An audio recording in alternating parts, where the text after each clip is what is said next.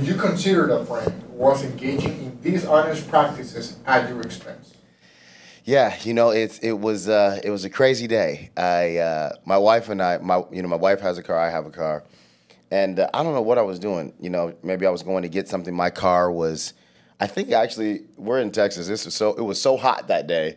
I thought my Freon was low on my AC, so I took my car and found out that the condenser had cracked, and I had to have it. It had to be in the shop all day. So took my wife's car. I look over on my seat on the passenger seat in her car. And there was like a little piece of mail right there. And I'm like, what's that mail right there, right? So I open it. I'm like, hey, why'd you open my mail? Like, why is this mail open? She's like, I didn't even know it was yours. There was no name on it. So I'm like, okay. So I open it, and it's a collection letter. And I'm like, how do I have a collection letter? And so I look at the business, and the business is Antoine and Associates. And I'm like, I have never spent any money on this particular card. So I'm like, or this line of credit. So I'm like, it immediately struck me like, no, there's no way. Like, there's no way. And so I immediately called my business partner. I said, hey, there's a X amount of dollars being charged on this card. We agreed not to use this card until this, we had our business structure set up. Why is this like this? And just a whole slew of excuses, lack of accountability, lack of care, and I said off camera, I took responsibility for it immediately. At that time, I was like, however this falls, in my mind, because I've been through this kind of stuff before, so in my mind, I was like, this doesn't sound good. But I'm gonna try to give my partner the benefit of the doubt. But I take responsibility for this, however it lands. And I just remember thinking like, wow. This is my fault because I seen this person's character. I seen some of the behind the scenes things. I heard some of the behind the scenes words that were spoken. And I had already had that conversation in my mind. Like, you might. It's funny because the business was called something in Associates, and I was like, I'm gonna have to disassociate. And I'll never forget when I called the collection agency, and we used the term that the business name was. I was like, wow, this is just disappointing. I remember just feeling disappointed. Yeah, that's how I found out, man. Just a collections letter came. And I'll never forget one thing he said. He said, I told you about this. In a very vague way, he told me. He gave me so many words, but he left so many out. And I think that was purpose because, that was like a get out of jail free card, have you. If something had ever gone wrong, I think that he kind of knew that that's something that he would do. That was his character. It was a character thing, yeah.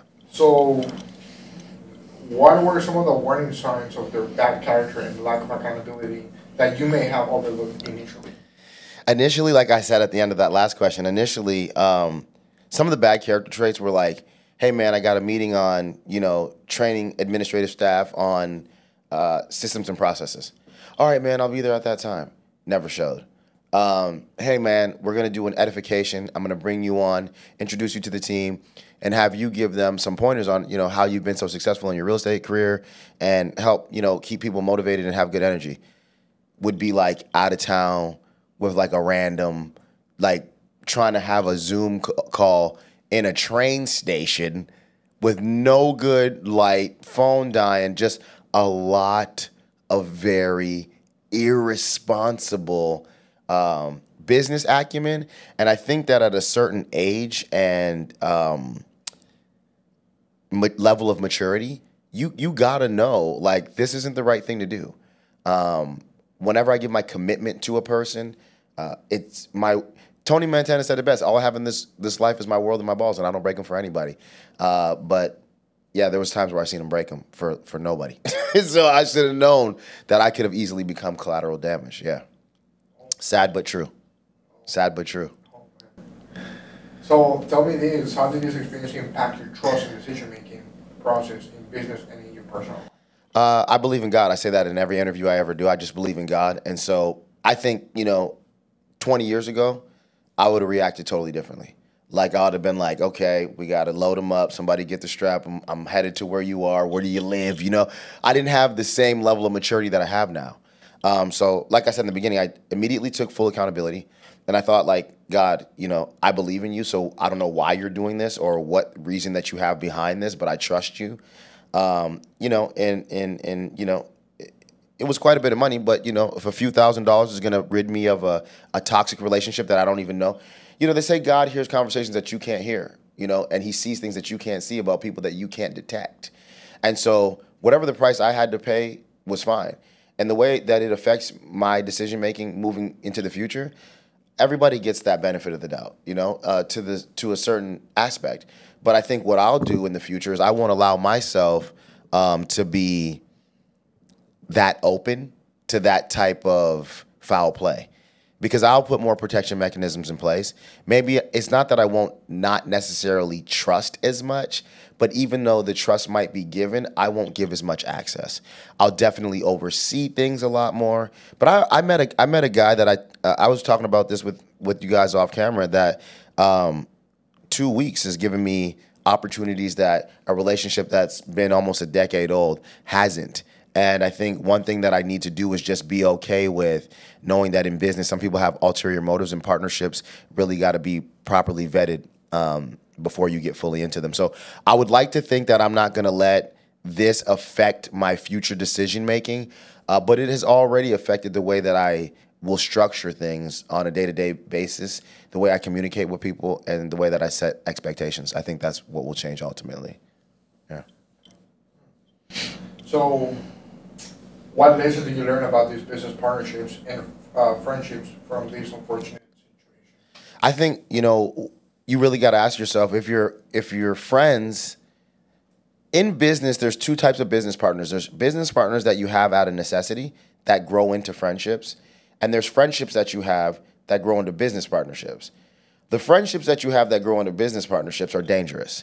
And the reason why they are is because you got to set expectations. And we usually do what with our friends? We let them slide. We usually know that they have bad characteristics or bad habits, and we let them slide. We usually know that they have bad work ethic, and they might not be always putting their best foot forward, and we let them slide. And the reason that we do that is because that's what we think friends do. As you mature, I think that it's important to set precedent, set expectations, and not let stuff slide. Set the standard for yourself and don't fall below it. Always look to exceed it. And it's unfortunate. I know that it's unfortunate. I don't think that there's anything that I can change about it. You can't look at them the exact same way. Like, you can't, if a person is your friend, what are they your friend for? And what do you guys get from one another? You have to be honest about that. Like, friendships are an exchange. I talk to such and such, he makes me feel great. I talk to such and such, they help me out with my artwork, and they're really intuitive in these situations.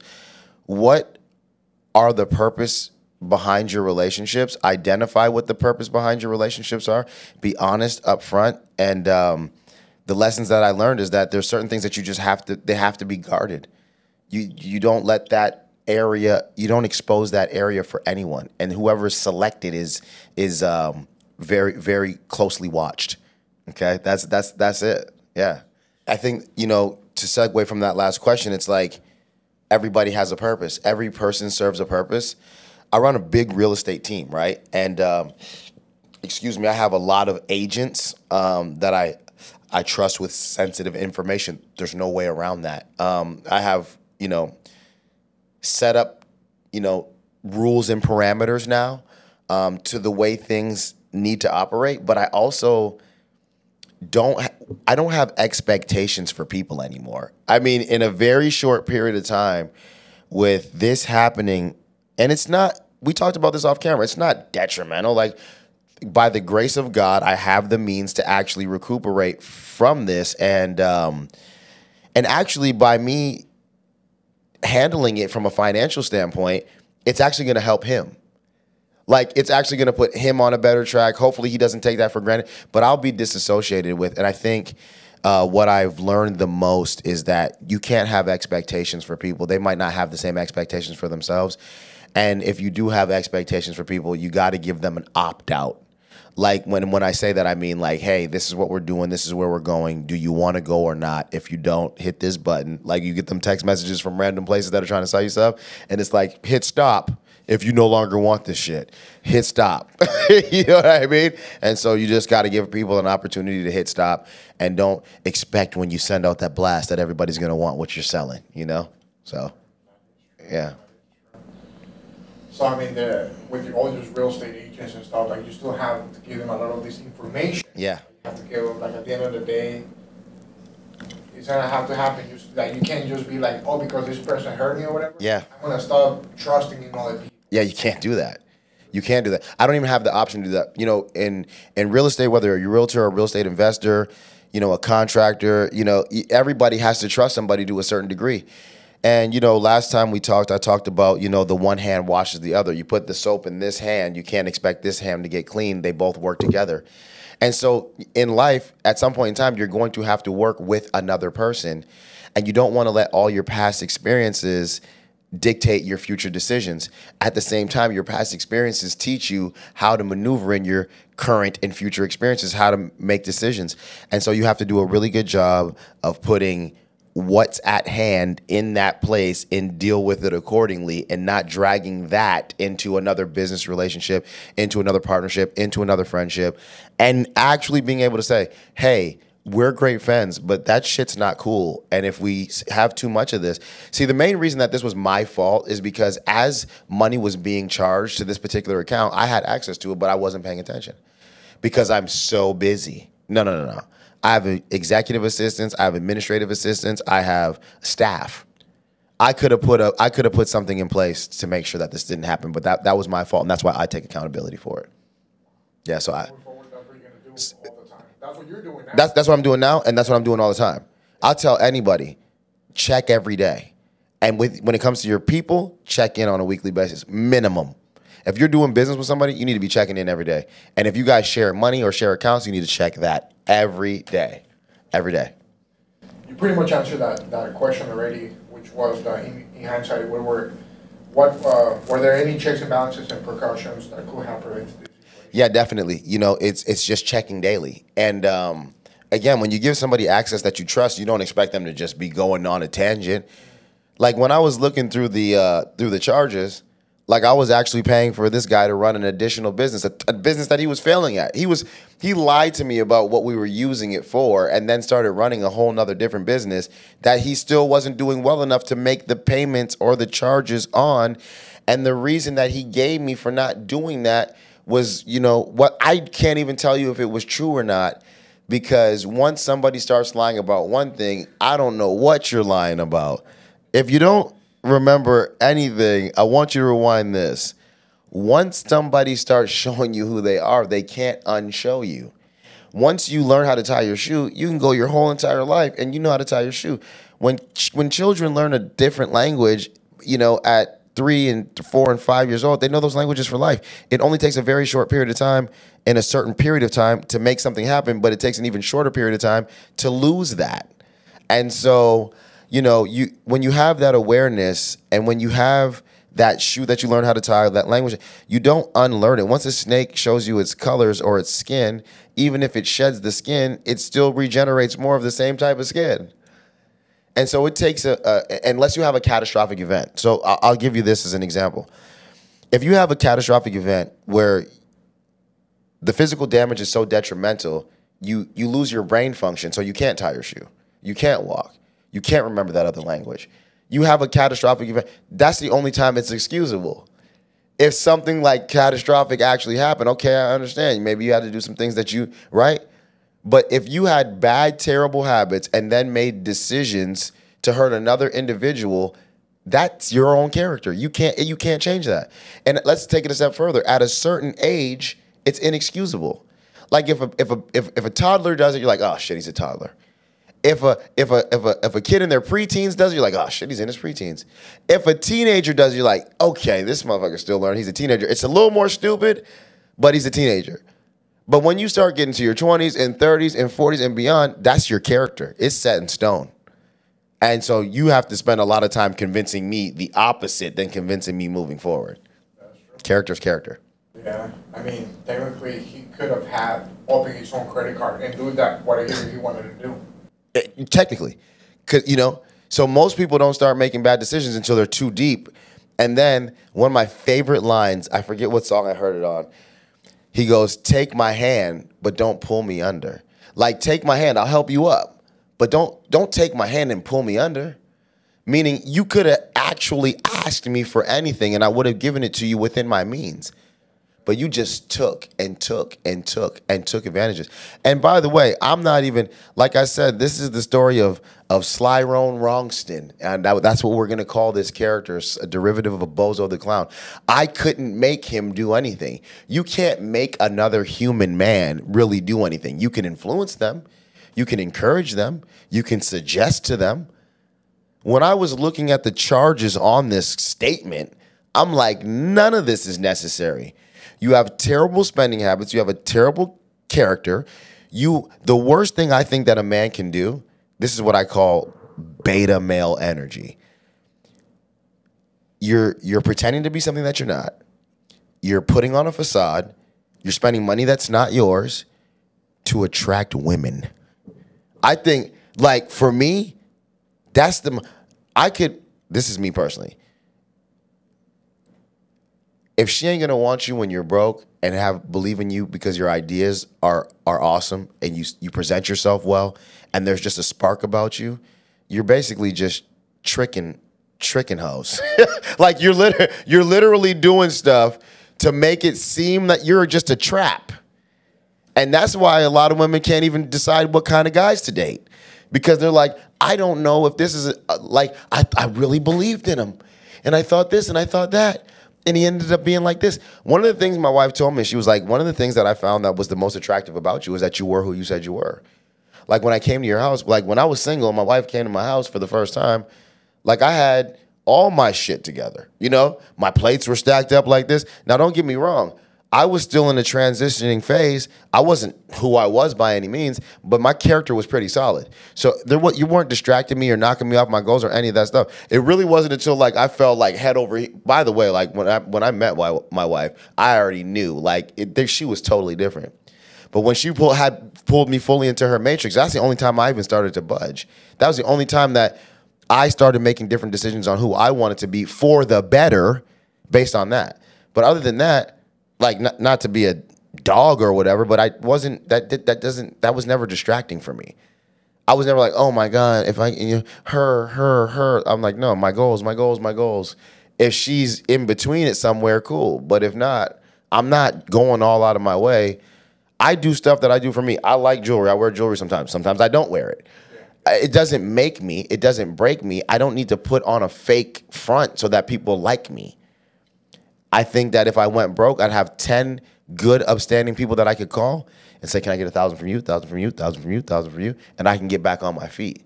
That's what true character is. If you have a really good character and you've been a really good human being, if you run across some type of hardship, you've got 4 or 5 people in your phone that you can call that can help you get back on your feet. If not, you haven't been solid. And you haven't been nurturing your relationships, and you haven't been a caring person, and you haven't given off enough to be able to get back from. One of the things that I thought about during this incident was like, if Jesus died for our sins, that means his father sent him there, right? And if his father sent him there, he was probably like, yo, don't go there. And if you do, you're going to have to die for their sins. And Jesus was like, okay, I'm still going to go. You know what I mean? Because he's like, God's like, I know that what people will do with free will. They'll make whatever decisions they have to make to save themselves. They'll never care about the other person. They will always choose themselves over any external human being. And Jesus was the only one. I'm not Jesus. Jesus was the only one that was good enough to be like, it's okay, Pops. I already know they're going to mess up, but I'm going to go there and sacrifice my life just so I can influence some of them to be the sacrificial lamb as well. Maybe I can, if they don't all do it, maybe some of them will be good enough. Then when stuff hits the fan, they'll help the other people, and those will be the people that carry the rest of the weight for the rest of the world. So, let me ask you, what is character, and how does one build a good character? I think building a good character is purely based on doing things that are really, really hard that you don't want to do, but you know they're the better thing to do for your life, yourself, for others, and you're sacrificing, and you do them anyway like you love it, and you do it with a smile on your face. Character is like, I get up in the morning early to be ahead of time so that I can put food on the table for my wife and my kids. And if I eat less, it's okay as long as they get what they need to grow nutritious spiritually, physically, and mentally. Characters sacrificing something now to have a lot more in the future. Characters delayed gratification. If I could sum it up into a phrase, it would be character is to build a good character, you have to get used to delayed gratification. You have to get used to knowing that a seed goes into the ground and goes through many cycles before you even get a leaf, before the roots even start to form. So if you plant seeds immediately thinking about strawberries, cucumbers, tomatoes, everything that's going to grow, but you don't actually love turning the dirt over, pouring the water, coming back out, turning the dirt over, raking it, tilling it, pouring the water. Oh, there's a little leaf. Pruning it, making sure it's okay, growing it again, going to sleep, waking up, maybe nothing happened, maybe it did. If you're not okay with all of that, you can't build a good character. It's purely based on sacrifice and doing stuff that you don't like to do so that eventually one day you can do all of the stuff that you love to do, but you never know when that's going to happen. That's how you build a character. I will do this no matter what the outcome is because I know eventually the outcome will be what I'm looking for it to be. And if it changes along the way, or if the route changes, I'm still headed toward the place. Like if the destination stays the same, but if I got to take, 99, get off, okay, 529, they got to exit right here. I got to take a back route. Okay, now I'm back on 99. Like if I got to take different roads to get there, I'm fine with it, but I'll never get out and just jack somebody's car and then, rob a baby and throw it out. You know what I mean? Like everything I do, I have to do with some form of standard. That makes sense. Yeah, and that's how you build your character. Interesting. So, going back to the other stuff, what advice would you give to someone looking to enter a business partnership, especially in the real estate sector? Look, shout out to Panorama, right? Panorama Brand Studios. We have a partnership. We're here. This is the second round. We put out great content, high quality stuff. We sat down a second time and went through all the fine details. What do we expect? What will we expect from one another? What will be the outcome? When will we renegotiate? What does the money look like? Right? Look at this. When you are sitting down and talking to a business. By the way, Slyrone Wrongston, the clown, okay, we had this conversation, but not as in-depth as we should have, and we should have definitely had a time-stamped and dated email, text, whatever trail. I got the text trail and all that stuff. It's not, I'm going to let it go as quote-unquote water under the bridge by not being an absolute psychopath that I would have been in the past and just doing stupid stuff. But if when you're watching this and you want to build a business with a partner and you don't know what you should be doing, the bare minimum, the standard is setting expectation from schedule, time, availability, money, how it will be spent, the time will be allotted, and leave that open-ended for things to be added into it. Have a witness, send it through at minimum an email that's acknowledged received, meaning have a checklist of expectations and make sure that everything is understood by the time you're done that conversation. Like I said, me and the boys, we sat here, we went through what it is that we wanted, how we wanted it to look.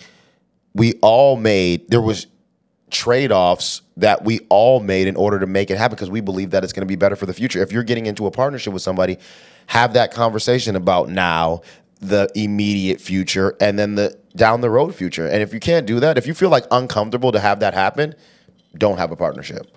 Because here's the thing about it. This is just like a little extra on it. I can do everything that I do by myself. I'm being honest. But I'd rather have 1% of 100 people's effort than 1,000%, 100% of my own. So I know that it requires having people in order to make these things happen. However, I can still be just as productive with just me and my son. My mom, I'll tell a quick story. So when I was young, I was like 8 or 9 years old, Detroit, Michigan. My uncle is like a big black bear, just a grizzly bear, 6'3", 6'4", 280 pounds. Like, you do not want to mess with him. So one day, I used to stay at my grandma's house in the summers, all summer in Detroit. And my homeboy next door name was James. And just a badass kid, you know what I mean? Cussing a lot, always doing shit he shouldn't, stealing from the stores, whatever. But he was always cool with me. So looking past his bad character, I'm like, this is my homie. I'm like 9 years old. I'm like, whatever James do, I'm cool with as long as he don't never do it to me. Now, that's stupid because whatever James do, he not doing it to me now, but eventually if the opportunity arises, he will. So we're eating pancakes next door. He used to always call me over. His mom would go to work. We eat breakfast. We're eating some pancakes and bacon. He's like, yeah, let's go over to your house, play some cartoons, watch some TV. I'm like, all right, cool, let's go over. So he comes over. I remember this vividly. So he comes over, we eat or whatever. He's like, all right, man, I got to go, da-da-da. I remember him leaving the house a little early, but I was like, it is what it is. He's like, I'm going to go play basketball. I'm like, I'm about to just chill. So he leaves the house.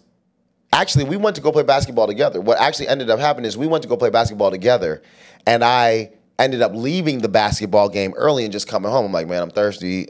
It's hot out here. I'm going home. So when I get in the house, my uncle comes in the house behind me, and he's like, where the fuck are my rings at? Like, he walks in the house, he walks past me, he goes and looks on the mantelpiece where the fireplace are, and he's like, yo, where the fuck are my rings at? And I'm like, what are you talking about? Like, I don't know about no rings. I'm 9. I don't wear rings, you know, at this time. And actually, I was influenced by my family was just one of those flashy gold wearing whatever.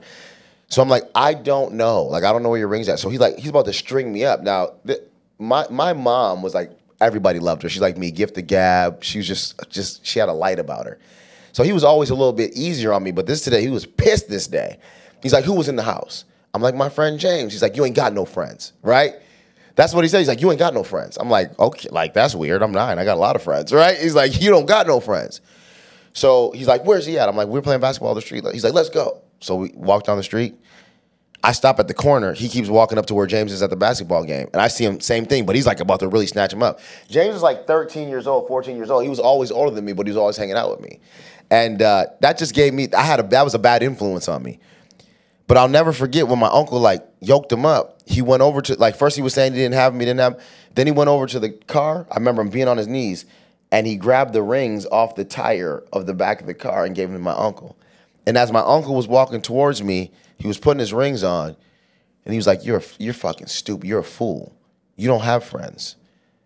You don't have any friends, right? He's like, you got family, and you got people that you know really good, but you don't got no friends. And I was like 9. So that stuck with me for like, obviously forever, for my whole entire life. And I remember my mom shortly thereafter just wanting to smash that into my head the way that he did. She was like, look, you might want to hang out with people. You might think that these people are cool with you, but it's always going to be you or them.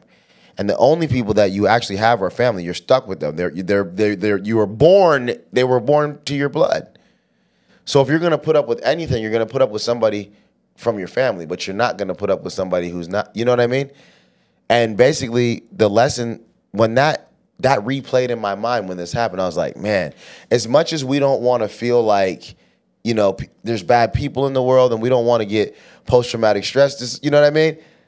But shit happens. And then you start thinking like, damn, like, is this how it is? And you know, that was a long answer to that scenario with a story segue, but it just makes you put the checks and balances in place, and you think about your family first, and you think about how, I mean, this is a person that knows of my wife, knows of my children, knows my character as an individual, knows my business. So, you know, I think it's, you gotta, you know, they say watch your friends, you know, watch your enemies, but watch your friends closer.